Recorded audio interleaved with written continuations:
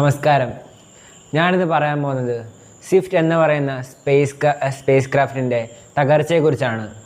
അതായത് നാസ വിക്ഷേപിച്ചൊരു 20 വർഷം മുമ്പേ വിക്ഷേപിച്ച ഒരു സ്പേസ് ക്രാഫ്റ്റാണ് സ്വിഫ്റ്റ് എന്ന് പറയുന്നത്.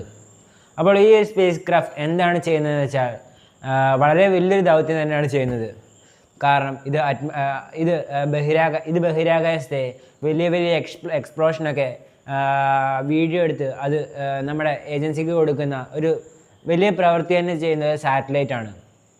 അതായത് ഗാമ കോസ്മിക് എക്സ്പ്ലോഷൻ എന്ന് പറയുന്ന വലിയൊരു എക്സ്പ്ലോഷനൊക്കെ ഇത് പകർത്തുന്ന ജോലിയാണ് ഈ ഒരു സാറ്റലൈറ്റിനുള്ളത്.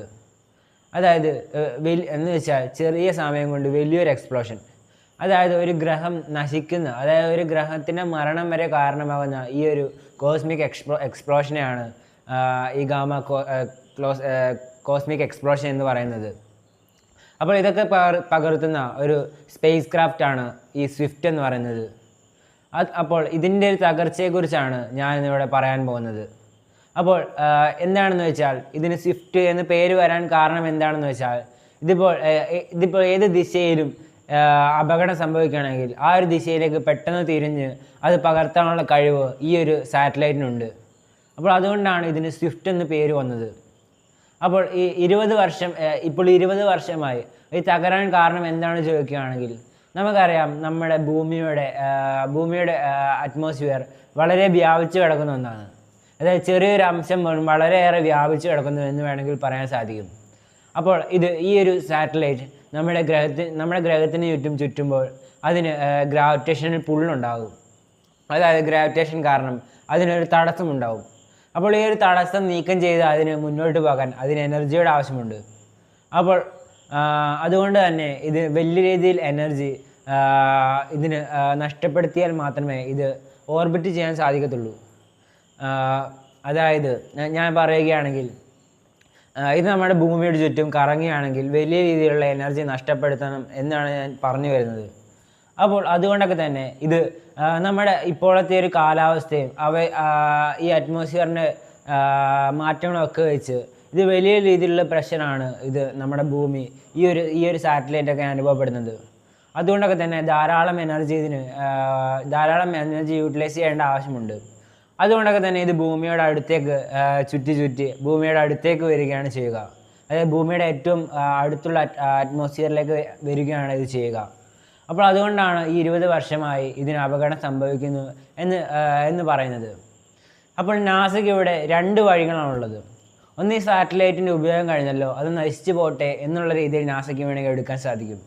അതല്ല, ഇതിനെ വീണ്ടും ഉയർത്തി, അതായത് ഏറ്റവും ദൂരെയുള്ള അറ്റ്മോസ്ഫിയറിലെ ഏറ്റവും ദൂരമുള്ള സ്ഥലത്തേക്ക് ഇതിനെ അയക്കുക എന്നും നാസയ്ക്ക് ചിന്തിക്കാൻ സാധിക്കും. പക്ഷേ നാസ ചിന്തിച്ച് ഇവിടെ രണ്ടാമത്തെ കാര്യമാണ്. അതായത് ഇതിനെ വീണ്ടും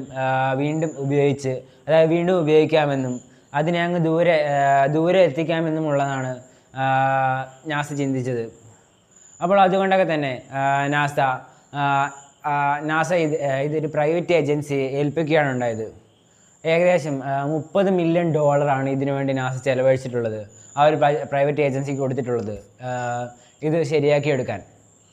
അപ്പോൾ എന്താണ് ഇവിടെ $30 മില്യൺ ആവശ്യകത എന്താണെന്ന് നോക്കുകയാണെങ്കിൽ നമുക്ക് പറയാൻ സാധിക്കും, ആ ഒരു പ്രൈവറ്റ് ഏജൻസി ലിങ്ക് എന്ന് പറയുന്നൊരു റോബോട്ടിക് സ്പേസ് ക്രാഫ്റ്റ് ഉണ്ടാക്കുകയാണ് ചെയ്തത്.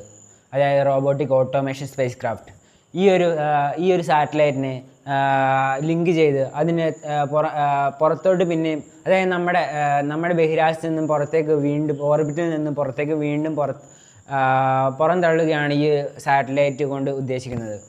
അതുകൊണ്ട് തന്നെ ഈ ഒരു ലിങ്ക് എന്ന് പറയുന്ന ഒരു സ്പേസ് ക്രാഫ്റ്റിന് നമ്മുടെ സ്വിഫ്റ്റ് എന്ന് പറയുന്ന സ്പേസ് ക്രാഫ്റ്റിൻ്റെ ഓർബിറ്റേഷൻ, സ്പീഡ്, വെലോസിറ്റി, പിന്നെ അതിൻ്റെ ഡയറക്ഷൻ എല്ലാം മനസ്സിലാക്കി വേണം മുൻപോട്ട് പോകാൻ. പിന്നെ അത് മാത്രം പോരല്ലോ, ഈ ലിങ്ക് എന്ന് പറയുന്ന സ്പേസ് ക്രാഫ്റ്റിനെയും മൊത്തത്തിൽ ഇത് കൺട്രോൾ ചെയ്യേണ്ട ആവശ്യമുണ്ട്.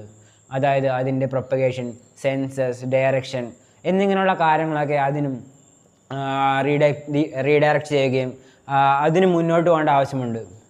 അപ്പോൾ ഈ ലിങ്ക് ചെയ്യാനും ഇതിനെ പുറന്തള്ളാനും ഇത്രയും വിഷമമായൊരു കാര്യമാണ് എന്ന് ചോദിക്കുകയാണെങ്കിൽ അതെ, ഇതൊരു വലിയൊരു എഞ്ചിനീയറിംഗ് ടാസ്ക് തന്നെയാണ്. കാരണം ഈ ഒരു സാറ്റലൈറ്റ് എവിടെയാണെന്ന് കണ്ടെത്തുക, അതിൻ്റെ ഓർബിറ്റ് മനസ്സിലാക്കുക, പിന്നെ അതിൻ്റെ വെലോസിറ്റി മനസ്സിലാക്കുക, പിന്നെ അതിനെ റീഡയറക്റ്റ് ചെയ്ത് നമ്മുടെ ബഹിരാകാശത്തിനെ പുറത്തേക്ക് എത്തിക്കുക എന്നൊക്കെയുള്ളത് ഒരു ചെറിയൊരു എഞ്ചിനീയറിംഗ് പ്രോബ്ലം അല്ലല്ലോ, വലിയൊരു എഞ്ചിനീയറിംഗ് പ്രോബ്ലം തന്നെയാണ്. പിന്നീട് നമ്മൾ നോക്കുകയാണെങ്കിൽ ലിങ്കിന് എന്ത് സംഭവിച്ചു എന്ന് നമ്മൾ നോക്കുകയാണെങ്കിൽ ഇവിടെയാണ് വലിയൊരു ട്വിസ്റ്റ് ഉള്ളത്. ലിങ്കിന് അതിൻ്റെ പ്രൊപ്പഗേഷൻ നഷ്ടപ്പെടുകയും അത് വേറെ ഡയറക്ഷനിലേക്ക് പോവുകയും ചെയ്യുന്നു. പിന്നെ അതിൻ്റെ 3 വീലുള്ളതിൽ 2 വീൽ പ്രവർത്തനക്ഷമം ആവുകയും ചെയ്തു. അതുകൊണ്ടൊക്കെ തന്നെ ഇതിന് നമ്മുടെ സ്വിഫ്റ്റിൻ്റെ അടുത്തേക്ക് പോലും എത്താൻ സാധിക്കാത്ത ആയിക്കഴിഞ്ഞു. ചെറിയൊരു ഉദാഹരണം പറയുകയാണെങ്കിൽ, ഇപ്പോൾ നമ്മളൊരു കാർ ഓടിക്കുന്നു. ഇപ്പോൾ നമ്മൾ ആ കാർ ഓടിക്കുമ്പോൾ ആ കാറിന് സ്റ്റിയറിങ്ങിൻ്റെ ഡയറക്ഷൻ നഷ്ടപ്പെടുകയാണെങ്കിൽ അത് വേറൊരു കാറിൻ്റെ അടുത്തേക്ക് എത്താൻ പറ്റാത്ത അവസ്ഥയാവുമല്ലോ. ഇതൊക്കെ ഒരു ചെറിയ നാവിഗേഷനാണ്. പക്ഷേ സ്പേസിൻ്റെ കാര്യം വരുമ്പോൾ അതൊരു വലിയൊരു നാവിഗേഷനാണ്. എന്ന് വെച്ചാൽ ചെറിയൊരു മിസ്അണ്ടർസ്റ്റാൻഡിങ് പോലും വലിയൊരു തെറ്റിന് കാരണമായേക്കാം. കാരണം എന്താണെന്ന് വെച്ചാൽ, ഇപ്പോൾ ഒരു സാറ്റലൈറ്റ് നമ്മുടെ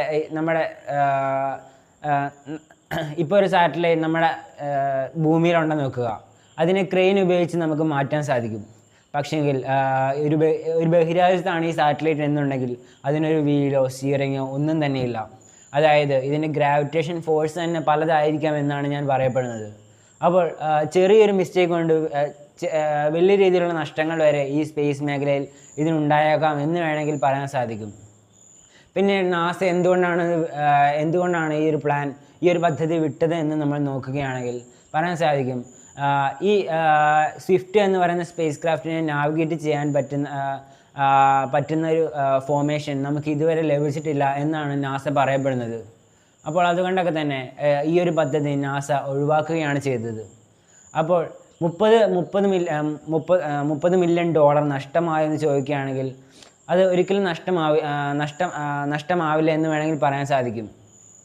നമുക്കറിയാം, ഈ ഒരു പ്രൈവറ്റ് സെക്ടറിന് ഈ ഒരു $30 മില്യൺ കൊടുത്തെങ്കിലും ആ ഒരു ലിങ്ക് എന്ന് പറയുന്ന സാറ്റലൈറ്റ് അതിനെന്തൊക്കെ മിസ്റ്റേക്ക് ഉണ്ട്, എന്തൊക്കെയാണ് തകരാർ സംഭവിച്ചത് എന്നൊക്കെ കൃത്യമായി കണ്ടുപിടിക്കാനും അതിനെ ഇനി ഭാവിയിൽ അതിനെ എന്തൊക്കെ കറക്റ്റ് ചെയ്താൽ മാത്രമാണ് മുൻപോട്ട് കൊണ്ടുപോകാൻ പറ്റുക എന്നും നമുക്ക് പഠിക്കാൻ സാധിച്ചു. അതായത് ഈ സ്പേസ് മേഖലയിലൊക്കെ എന്തൊക്കെ തെറ്റ് സംഭവിച്ചാണ് അതിനെ പിന്നെ തിരുത്തി ഫ്യൂച്ചറിൽ മുന്നോട്ട് കൊണ്ടുപോകുന്നത്. അപ്പോൾ ഇവിടെ പ്രൈവറ്റ് ഏജൻസിയെക്കുറിച്ച് നമ്മൾ നോക്കുകയാണെങ്കിൽ നമുക്കറിയാം, പണ്ടൊക്കെ എന്ന് പറയുമ്പോൾ ഈ ഒരു ഗവൺമെൻറ് ഏജൻസീസാണ് ഈ ഒരു സ്പേസിൻ്റെ മേഖല ഫുള്ളായി കൺട്രോൾ ചെയ്തുകൊണ്ടിരുന്നത്. അതായത് നാസ, ISRO എന്നീ പറയുന്ന വലിയ ഗവൺമെൻറ് ഏജൻസീസാണ് ഈ ഒരു സ്പേസ് മേഖലയൊക്കെ ഫുൾ കൺട്രോൾ ചെയ്തുകൊണ്ടിരുന്നത്. പക്ഷേങ്കിൽ ഇപ്പോൾ അത് പ്രൈവറ്റിലേക്ക് കൂടുതലും കടന്നുകൊണ്ടിരിക്കുന്നു എന്ന് വേണമെങ്കിൽ പറയാൻ സാധിക്കും. ഏറ്റവും വലിയ ഉദാഹരണമാണ് SpaceX, അതായത് എലോൺ മസ്കിൻ്റെ SpaceX എന്ന് പറയുന്ന പദ്ധതി. ഇപ്പോൾ ഈ പ്രൈവറ്റ് ഏജൻസീസ് എന്താണ് ചെയ്യുന്നതെന്ന് വെച്ചാൽ ഈ ഒരു സ്പേസ് ക്രാഫ്റ്റ് ശരിയാക്കുക, റീഡയറക്റ്റ് ചെയ്യുക, അവരുടെ പാത അതിനനുസരിച്ച് മാറ്റുക എന്നീ കാര്യങ്ങളൊക്കെ നമ്മുടെ പ്രൈവറ്റ് ഏജൻസീസ് ഇപ്പോൾ ചെയ്തു തുടങ്ങിയിരിക്കുന്നു എന്ന് കാണാൻ സാധിക്കും. അപ്പോൾ ഇനി വരും വർഷങ്ങളിൽ ഇവയേക്കാൾ എന്ന് വെച്ചാൽ മൊത്തമായി ഏറ്റെടുക്കാനുള്ള സാധ്യതയും ഉണ്ടെന്ന് പറയാൻ സാധിക്കും. അടുത്ത ഞാൻ പറയാൻ പോകുന്നത് ഈ സ്പേസ് ജങ്ക് എന്താണെന്നാണ്. അതായത് നമുക്കറിയാം, കുറേ വർഷങ്ങളായി നമ്മൾ ഈ സാറ്റലൈറ്റൊക്കെ നമ്മൾ ബഹിരാകാശത്തൊക്കെ അയക്കുന്നു. അപ്പോൾ അതുകൊണ്ടൊക്കെ തന്നെ ഇത് ചിലതൊക്കെ പ്രവർത്തനക്ഷമമായി ബഹിരാകാശത്ത് തന്നെ ചുറ്റിക്കൊണ്ടിരിക്കുന്നു, ചിലതൊക്കെ ഇപ്പോഴും പ്രവർത്തിച്ചുകൊണ്ട് ബഹിരാകാശത്ത് ചുറ്റുന്നു. അപ്പോൾ അങ്ങനെ ധാരാളം പ്രവർത്തനക്ഷമമായതും പ്രവർത്തിക്കുന്നതുമായ സാറ്റലൈറ്റ് ഇന്ന് നമ്മുടെ അന്തരീക്ഷത്തിൽ ഉണ്ടെന്നാണ് പറയപ്പെടുന്നത്. അപ്പോൾ ഇനിയും ഇത് തുടരുകയാണെങ്കിൽ ധാരാളം ഇങ്ങനത്തെ വേസ്റ്റുകൾ വരാൻ സാധിക്കും.